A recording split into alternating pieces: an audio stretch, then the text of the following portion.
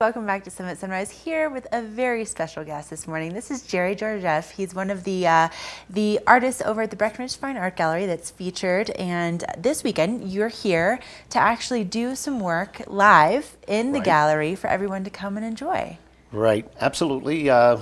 Starting today, actually. Okay, so people can kind of head on over this afternoon until about 8 o'clock and actually see you painting live. Now, Jerry, I want to kind of back up a little bit, and I want to tell everybody a little bit about you and kind of brag about you a little bit, because you are definitely one of those people that is a testament to not giving up on your dreams. Now, let's kind of talk a little bit about your background and the fact that you really didn't start actually full-time painting until like your mid-30s. Yeah, I was around 35, 36, had been working in broadcasting, and I've had a love of art ever since I was a young man. I was born in West Virginia, in a real honest-to-goodness coal mining town called Mayberry, West Virginia. Oh my gosh. One train track through town, and eventually Dad and Mom would move to Ohio. Dad would work in the factories, and at an early age I had the opportunity to go to the Museum of Art in Dayton, Ohio.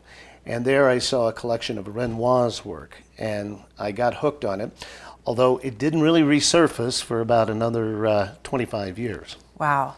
So this is amazing to me, because I mean, you had a couple careers. I mean, you were in the Army, you did some broadcasting work, and then mid-30s you're like, you know what?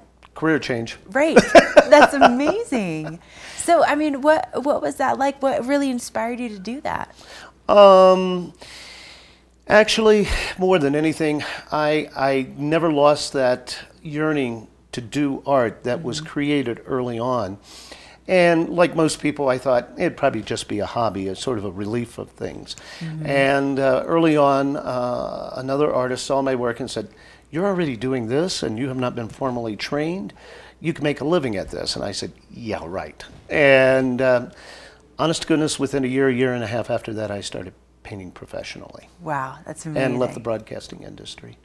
I love it. I love it. Mid-30s just being like, you know what? We're just going to start something completely brand new. Now, here in the studio, you brought one of the paintings. I love this. This was just, in your car this morning. Well, I'm going to be working on it. It is not completed, by the way. I love that this is not completed. Also, that's amazing. So tell me a little bit about this painting. Well, anybody that's ever been to northern Italy is probably certainly familiar with Lake Como.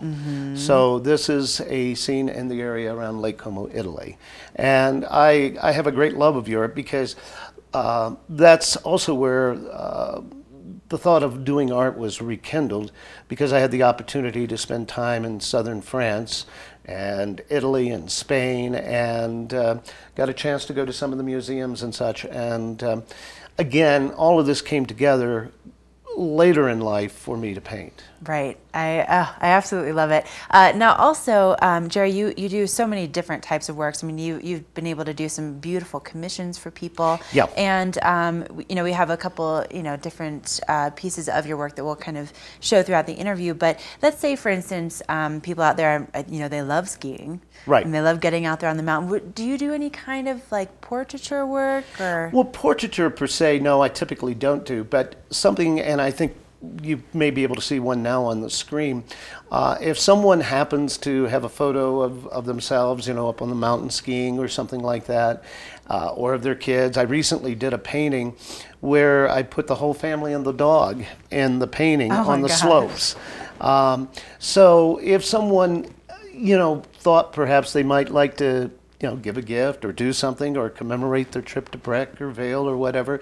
Again, it's not necessarily portraiture work per se, but it's figurative work. Okay. And so someone skiing down the slopes. That could be something really, really special. Now, also something else that I kind of have to brag on you about.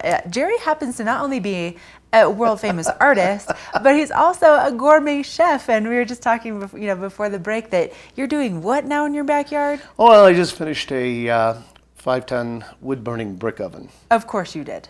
of course that's what you're doing in your backyard. It's well, amazing. that's kind of like a hobby for me. It's, we all have our escapes. For some people, it's art. For me, it's cooking. Oh my gosh. And I get to go in my little world and and cook. It's labor intensive, but oh, the food's fantastic. Oh, I know it's fantastic because I've tasted some of your food before, and it's addictive. It's amazing, Jerry. I don't know what you're bad at, but I've never found anything, at least in the years I've known Talk to my you. wife. Right, there we go. Maybe we'll have a conversation later just to make me feel better about myself. But so again, people can come on over to the Breck Fine Art Gallery today and tomorrow, Right, and actually come see you working live, which is, I mean, right. that's not an experience you typically get. It's really magical.